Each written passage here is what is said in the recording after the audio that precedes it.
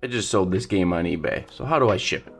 Well, I will say it's extremely important that when you list something like this on eBay, you do have a lot of that information filled out in advance, but this is the first one I sold, so we're actually going to figure out the back ends of this together.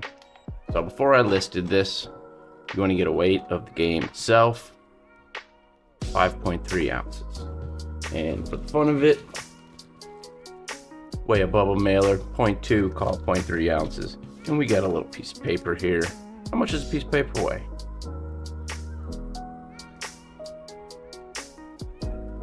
Nothing, but not nothing. So we took a couple of notes on those. And then you want to get a rough size for how you're going to ship it. So 8 inches on one side, 5 1/4 on another, less than an inch.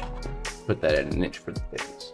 So you have this in there, whether you do free shipping or calculated shipping or flat rate shipping, you want to make sure your prices are set up and you know how much shipping is going to cost for either you or the buyer, so that there's actually money here. It's actually a good thing to sell. So take pictures of the item. 6 pictures or more good for eBay listings. Find one that's already rated high, has a lot of info, and sell similar. If it's working, just use it. All right, so this sold, and we had our listing set up. Let's pretend this is our packing slip. So we have our packing slip printed out, but we need to get our label. So we have a 5.3 ounce game, about 6 ounces total. When I created this listing, I created it 8 ounces, accounting for maybe this would ship in a box. Maybe I would need to put a little bit extra protection in it. Maybe it's a game with a big manual or it has 2 discs in it. So when I copy my own listings, it will also have the same information.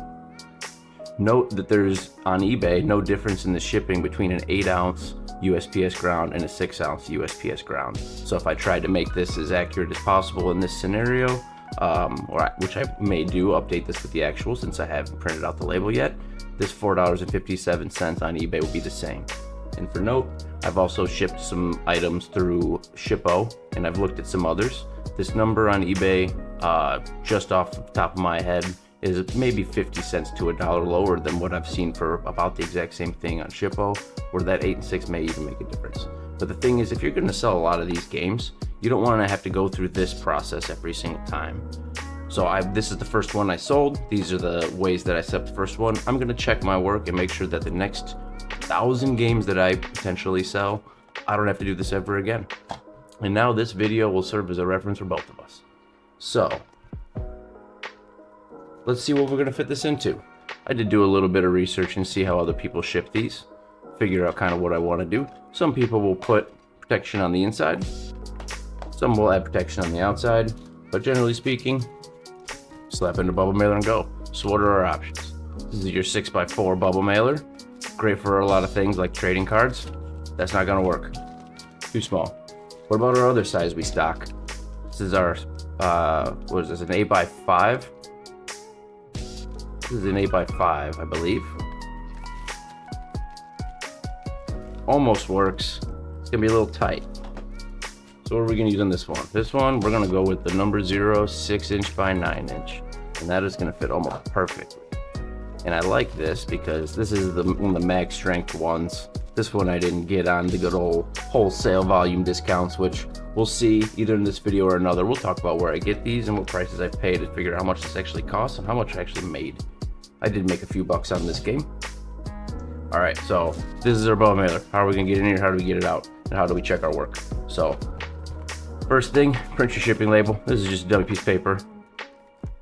But this is how I'm gonna reference it going forward. So you're gonna have, generally anywhere you sell on, you'll have their name on one side, a bunch of stuff, and a place to write a note.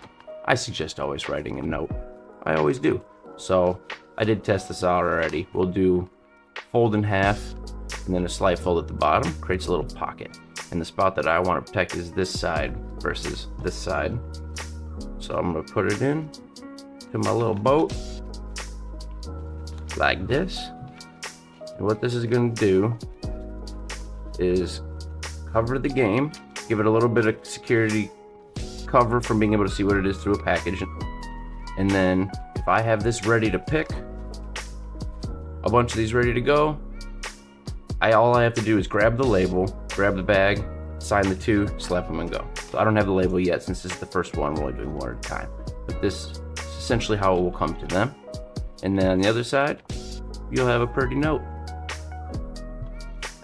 Make sure we're seeing these in view while I do this. There we go. And then you take this guy, perfectly sized. You're gonna put it straight at the bow mailer like that. No extra fluff needed. We're gonna tuck, seal, and then you're gonna slap your label right over that. And then you have a nicely protected. It will rattle in there no matter what you do. And then check our work. What does this actually look like? Just under 6 ounces.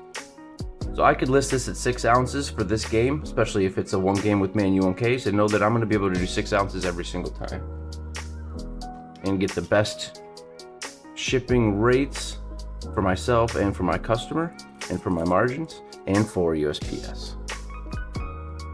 So it's, with the tangs, it's approaching 7 inches, but that's 6 inches. These can fold over for all purposes. Just under 1 inch, or at 1 inch. So there you go, 8 by 6 by 1. That's how we're gonna do this from now on. Now I'm gonna take this and go print the shipping label and do it for real. See you next time.